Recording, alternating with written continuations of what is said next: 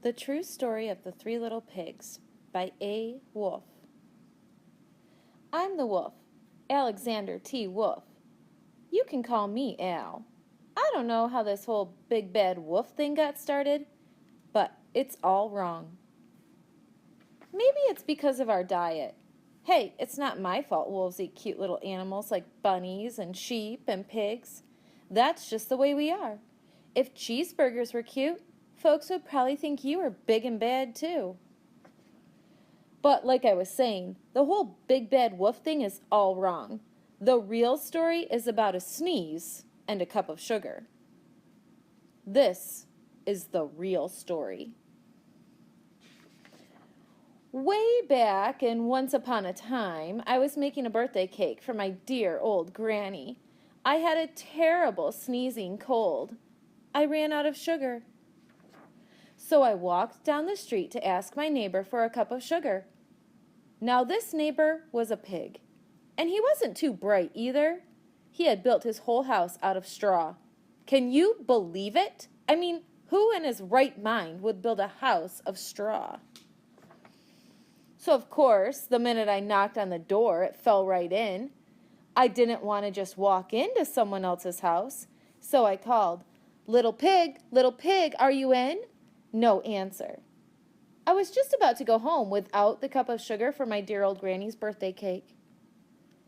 That's when my nose started to itch. I felt a sneeze coming on. Well, I huffed, and I snuffed, and I sneezed a great sneeze. And you know what? That whole darn straw house fell down, and right in the middle of the pile of straw was the first little pig, dead as a doornail. He had been home the whole time.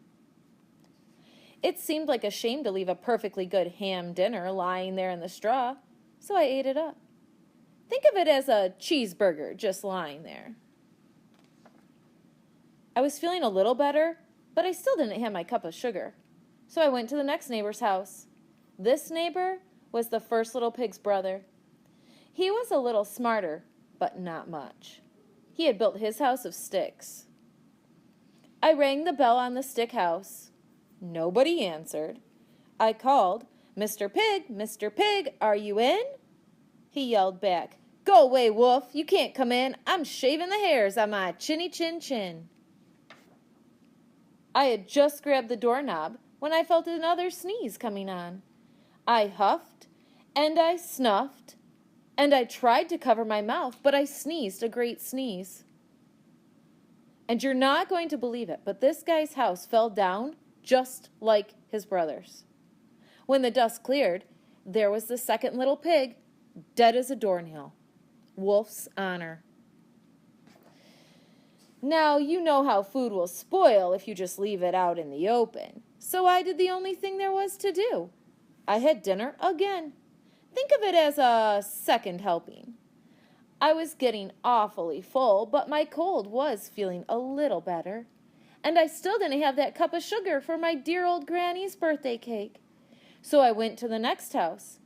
This guy was the first and second little pig's brother.